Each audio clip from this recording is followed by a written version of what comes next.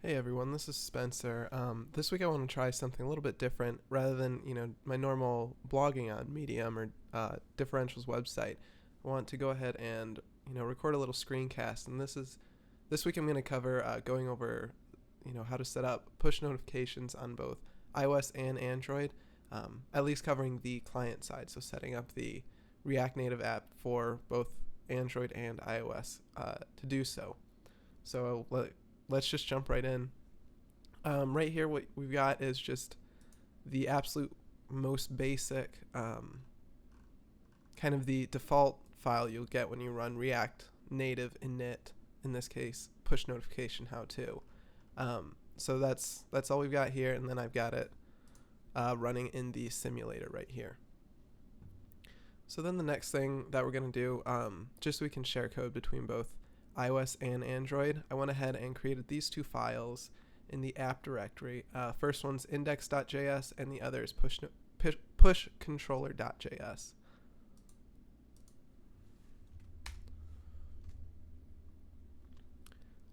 So we can just jump right into this index.js, and first thing we're going to do is just render a very basic view just so we can kind of replace this welcome to React Native screen. So we'll go ahead and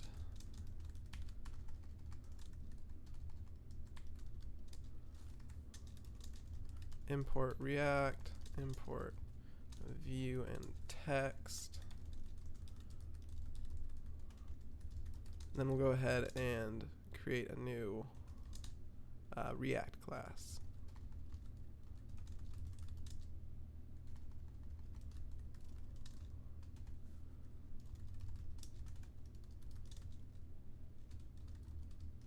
Actually, I'll add a little text just so we can confirm.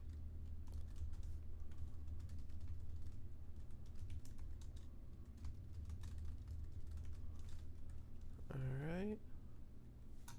Oh, we want to do export default up here, so we can just import that. So this file should be good to go. Then we'll just go ahead and import that and replace this stuff. And before I do that, I'm actually going to go ahead and copy this over, because we'll just go ahead and use this styling while we build out the very, very basic interface for actually setting up and choosing the push notification. So we're going to be using the local notifications, just because there's a lot of complexity involved in setting up the backend to actually send a push notification from an external server, and that's kind of out of scope of this tutorial. So we'll just be handling local notifications. So with that, let's go ahead and apply our styling.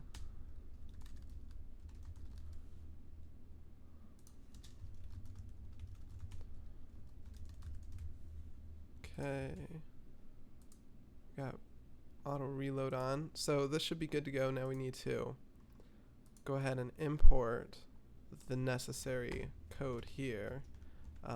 So we won't need that at all. The only thing we'll need from React Native is going to be the app registry, which we use right here. And then it's important that React just has to be in scope of any React component, so we'll just leave that there. And then lastly, we're going to go ahead and import the app, the component we just created, and then just replace that here, and hopefully we should have our new component here. Cool, so we do. And then the next thing we want to do, since we're building this for both iOS and Android, is just make that update right here, which we'll go into the Android side in a little bit. So now that we've got kind of these basics set up, we're just going to go ahead and kind of expand on this, just so we can, choose an interval. Basically what's going to happen is once we close this app, we'll set it up in 5, 10, or 15 seconds to emit a local push notification. And you could expand on this however you want to, that makes sense, but that'll just give us a good little example of how to actually work with this push notification package we're going to use, and just how you can go around working with it. So with that, we're actually going to be using the picker component, which is coming directly from React Native, and we'll want to go ahead and just put some styling in there just so we can actually see it. And then we'll want to go ahead and render that.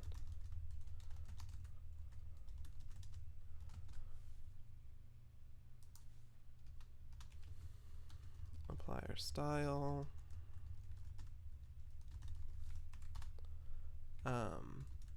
This will probably throw an error until we get this stuff set up, so we'll do that in just a second. I'm just gonna copy this over from some notes I've got to save a bit of time, but as you can see here, all we're gonna do is saving. Anytime this changes, we'll save that to the state. And then we'll also add in a couple of picker items just so we can actually choose from various times. And this is, again, it's just the very basic component that we get from React Native. So we'll set those values, and then we also want to set up our constructor so we can have some local component state.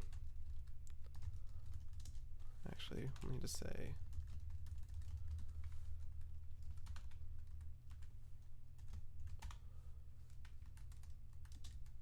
and then we'll just say seconds, and we'll set a default for that as 5 seconds. So if we let that refresh, we should get our picker to show up here, and we do. And whenever we're changing this, I believe the picker component is a controlled component, which means that it's whatever's displayed here is just a result of whatever's actually stored in the state. So we can tell by that the state's being updated properly. So that's good. That means we've got our the most basics in place there. And let's just go ahead and change our text to kind of represent what we're actually getting.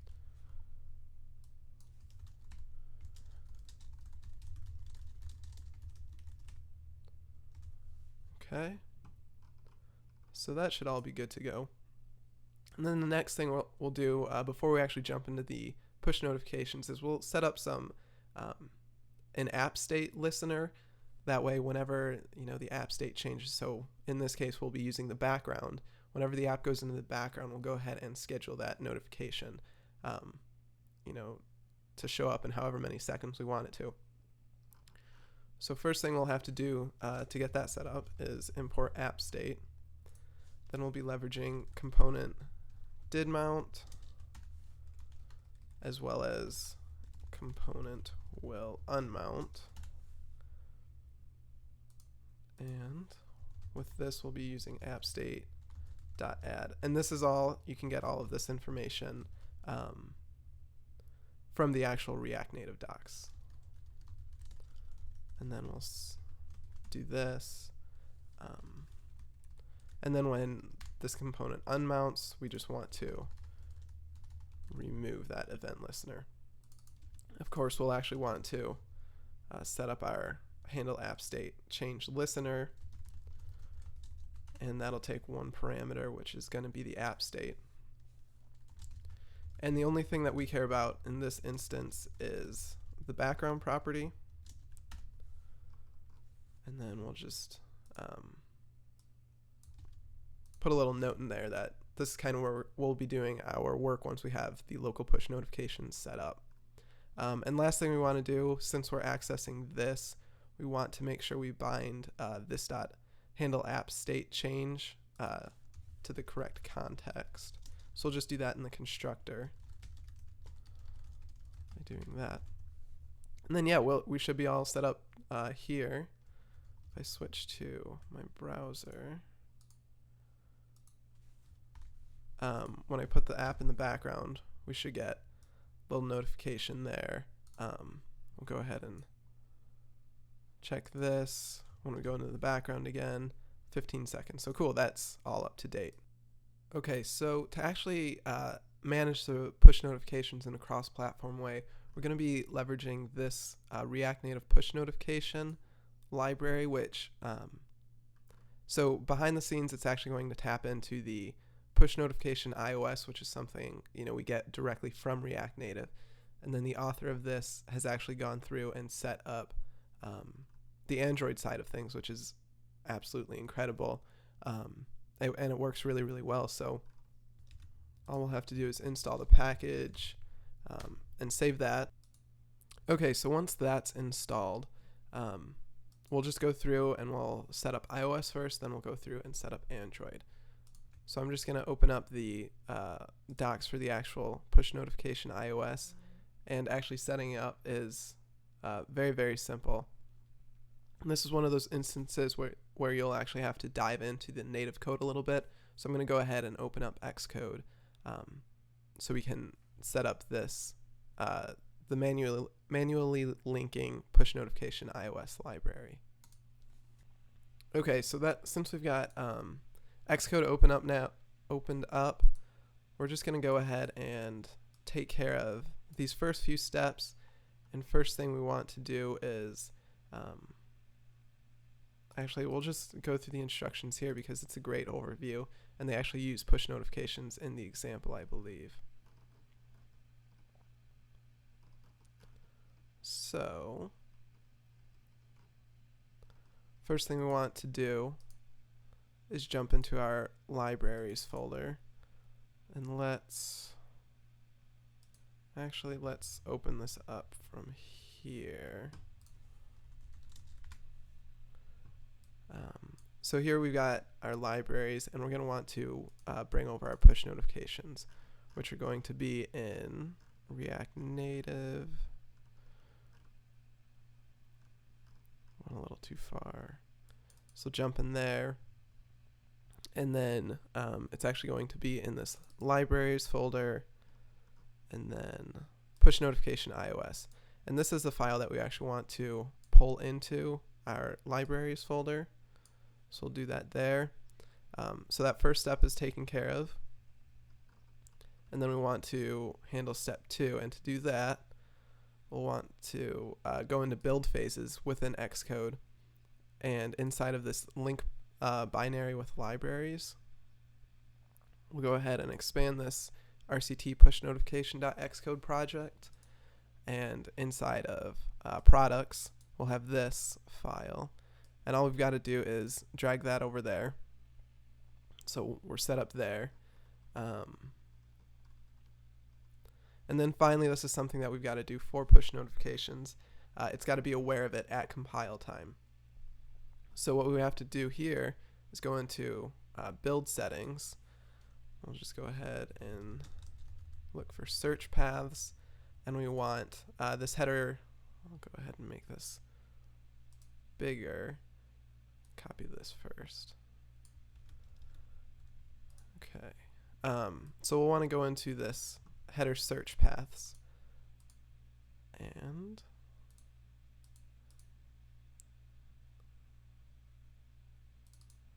okay. So I just double clicked on that, and we'll just go ahead. We want to add a new one. And if you read through the push notification docs, you'll see this is the actual the path you want to put in there, and then you want to set this to recursive. So we should be good to go on that front now.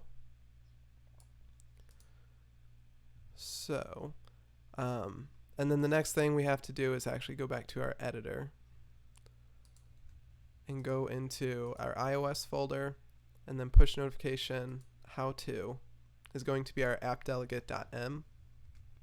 We just want to jump back into our browser. We want to import this file and add all of these events. And we're just going to add those at the very bottom of the file right before this end. And try and clean this up a bit.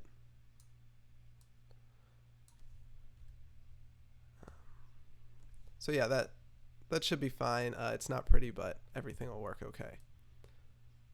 Oops. All right. So now we should have everything set up on our iOS side to actually handle push notifications. And something to note about push notifications, I know this is true for iOS, I'm not 100% on Android, is push notifications only work on an actual device, so you won't be able to test this in the simulator. So in a minute, I'll actually be switching to my device to kind of run through this and show you guys what all is going on. But before that, we'll actually run through and set up Android. Okay, now jumping back over, we'll go through the Android installation process, and this is what I found personally to be a little bit trickier to set up, purely because I'm not as familiar with Android as I am iOS. But this package has great documentation on how to actually run through this, so we'll just follow all of this as is. So first thing we want to do is go into our Android app build.gradle. So we'll jump in here, and then here's that file. Let's move things over so it's a little easier to see. And I'm just going to go ahead and search dependencies. This is where we're going to want to add this in. So it's just going to pull in the necessary library that this file needs to work. So we've got that in, and we'll just save that.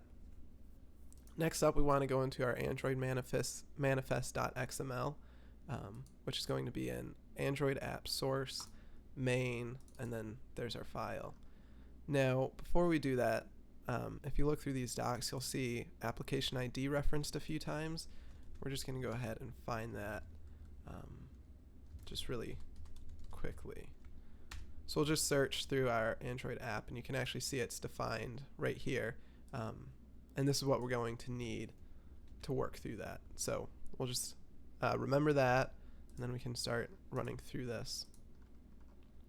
So first up, again, I'm just going to be running through and copying and pasting a lot of this. So towards the top of the file within the manifest, we'll just want to add these couple of permissions, which is this wake lock, this permission, and again, just a few more. We're just copying and pasting from there.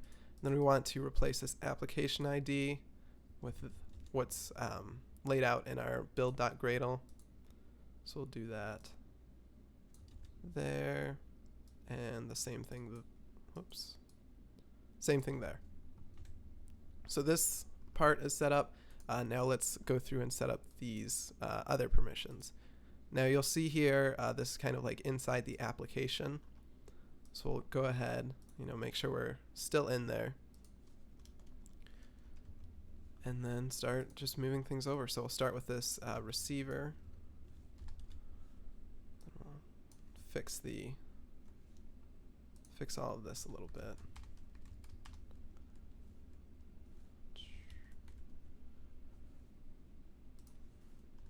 Try and keep it consistent.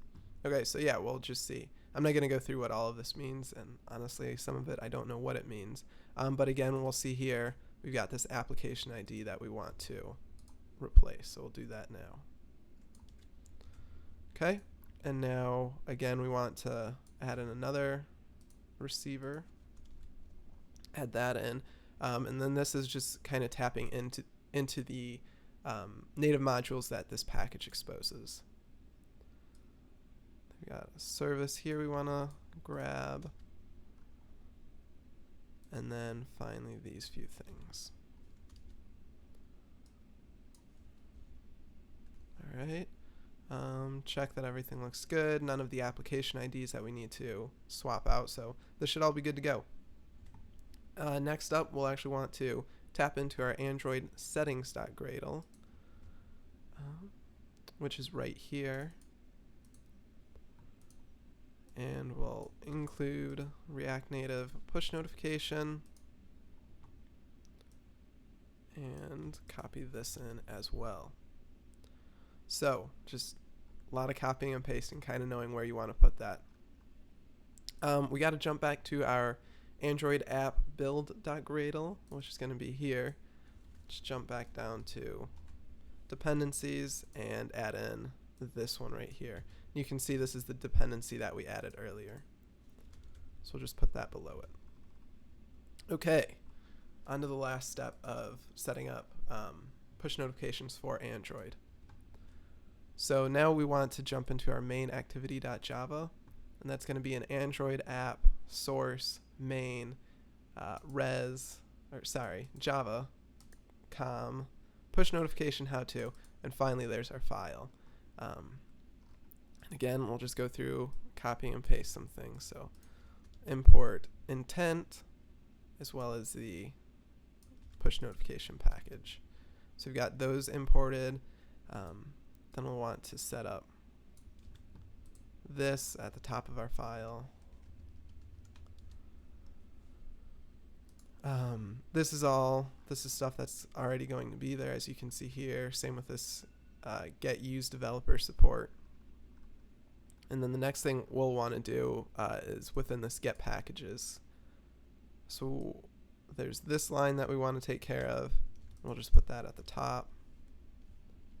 Bring it over to keep our indentation consistent. And then also add in this React Native push notification package. And we'll just add a comma there and add that in. Okay, and then finally, we'll just want to add this function. Okay, so that's that should be all we have to do to actually set up the push notifications on both Android and iOS. And now we'll go through and kind of look at how we actually use this. Okay, so we can see here I'm actually mirroring both an Android device and an iOS device onto my computer so we can go ahead and see it. And you can see here we've got the iOS app, which I'll actually control from my phone. We can go ahead, change whatever we need to there. And then same with Android, we can select, whatever interval we want to there. So that's all set up, which means we can now dive into actually setting up the push notifications. So just to keep things really kind of clean and concise, we're just going to actually, let's jump into this file. We'll just create a new component, and the only job of this is to actually manage the push notification. So go ahead and import React because that's got to be in scope. We'll also import a component here. That should be all that we need there, and then we're also going to import push notification from, let me make sure I get this right, React Native push notification. Okay, so that should be good to go, and now we'll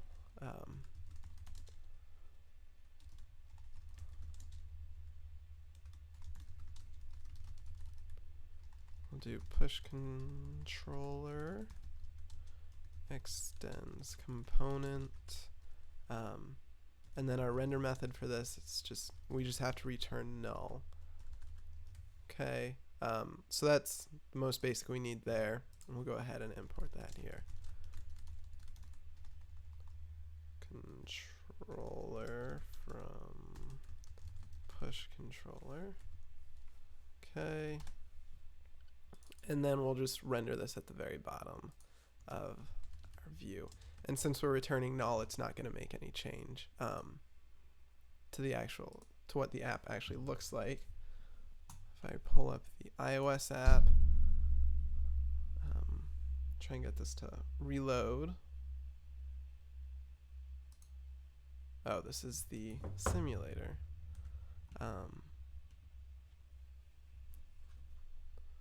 Switch perspectives. So yeah, this is updated, and we're using the, once it's got this push controller in there. And I'm actually going to set up, whoops, keep doing that. I'm just going to enable live reload here, just so we don't have to go through that, me messing up the orientation of the phone. Okay, so first thing we need to do for push notification is actually, configure it.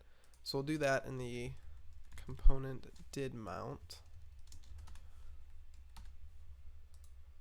and we'll just say push notification dot configure. Now this, I'm not going to be leveraging these, but this on register, this on notification, sender ID, all of this stuff. This is all stuff that you're going to tap into as you kind of create a more advanced push notification strategy.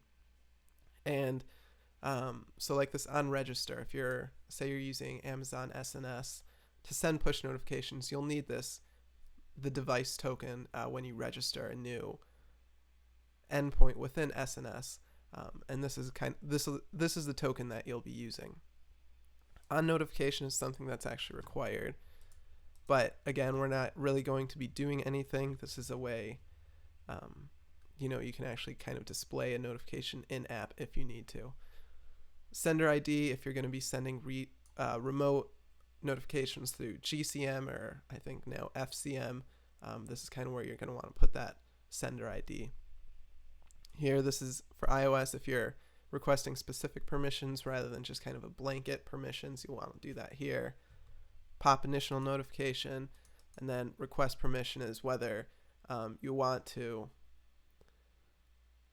request permission as soon as the app opens, or if you want to actually control when that is. So if they get to a certain screen and that's when you want to ask, you can set that to false and you can manually ask permission. We're not going to mess with that at all now, just so we can kind of really dive into the basics of it. So let's see what happens here. So since I've got live reloading on, I save this and you can see here that my application is actually requesting permission to send push notifications. So since this is the whole point of the tutorial, we'll say okay, I have to do that in the app. Okay, so now this is all set up, which is awesome. And now we want to actually go through and schedule push notifications. So looking through the docs, the thing that we're interested in is this push notification.local schedule, local notification schedule. So we'll go ahead, we're just going to copy that, and kind of like our note right here says, this is where we'll be kind of putting this stuff together. So again, we'll just leave this message. You can kind of really dive into all the options that you've got available here. We're just going to do things in the most simple manner, and we don't want this to show up in a static like 60 seconds, so we'll just say this.state.seconds. That'll just we'll convert it from milliseconds to seconds, and it will actually schedule the date and time to do that. So this is all good to go. We'll just get rid of these comments. Okay, now that we've got the state set up, one thing I forgot to do is we've actually got to import push notification in this file as well. So go ahead and actually I'm just going to go ahead and copy it from over here. Import push notification from React Native push notification. So this should all be set up, and then I'm just going to go ahead, close this, and let's see what happens. So cool, we've actually got, if you can see that, we've got our push notification that showed up. I'll go ahead and click that, and we get an error. Okay, so I think this is related to an issue with this package, but let's just say, we'll just convert this to an ISO string and see what happens. Go ahead and close this again. 1, 2, 3, 4, 5. Okay, my timing was a little bit off, but cool. So we've got our notification. You can see my notification message showing up there. We'll click that.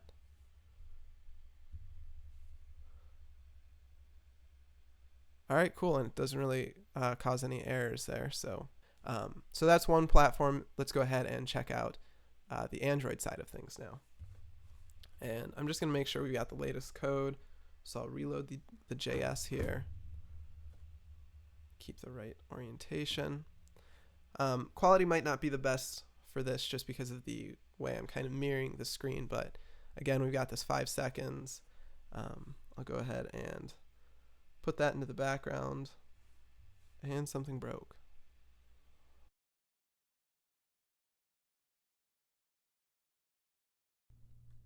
Okay, so I was able to actually track down the issue I was running into there, and this seems to be a bug with React Native push notification, but for now, just so we're able to actually get this to work, we'll go ahead and do a little hack. And to do that, I guess I'll give you some background on what this issue actually is. And it relates to this toISO string. So what I'm going to do here is just format my date differently depending on the platform. So we'll import platform from React Native. We'll go in here and we'll say let date equal this, and then if the platform.os is actually equal to iOS, we'll go ahead and say date is equal to date dot toISO string. Definitely not ideal here, but just in the effort of actually getting this out there, this is a workaround that I kind of figured out works for our application for this local push notification. So we'll go ahead and save that, and let's see if I can get this to run since it fell into the background. Cool. Okay, so we've got this is iOS right here. I'm going to go ahead and put that in the background.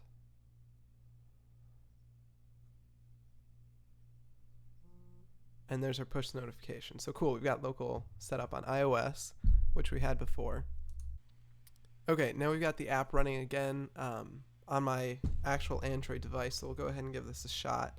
Again, we're kind of sitting at this normal, we'll use the 5 seconds, go ahead, close that, put it into the background, wait a few seconds, cross our fingers, and there we've actually got our local push notification. Go ahead, open that, and we're back into our app. So it's, get that the right way, definitely not ideal in the sense that we have to do this to set up our push notification, but in a production application I'm building, I'm using this push notification package. We're actually sending remote notifications via Amazon SNS, and this hasn't been an issue for us, so something to bring up with the package author. I hope you found this helpful. I hope you found it kind of beneficial how I was thinking through the process of debugging this cross-platform iOS and Android React Native app. And then if you're interested in learning more about how to build apps with React Native, specifically build apps backed by Meteor, so you've got the React Native client and you've got a Meteor server to actually kind of create this connected experience and this long-term persistent experience, go ahead and check out reactnativemeteor.com. It's my website. It's got links to my Medium profile, a link to sign up for a mailing list, and then I'll be pushing out more content and updates there for new exciting projects that I'm working on. So thank you for watching this. I hope you found it beneficial, and look forward to seeing you on the next video or on my next blog post on Medium. Thanks.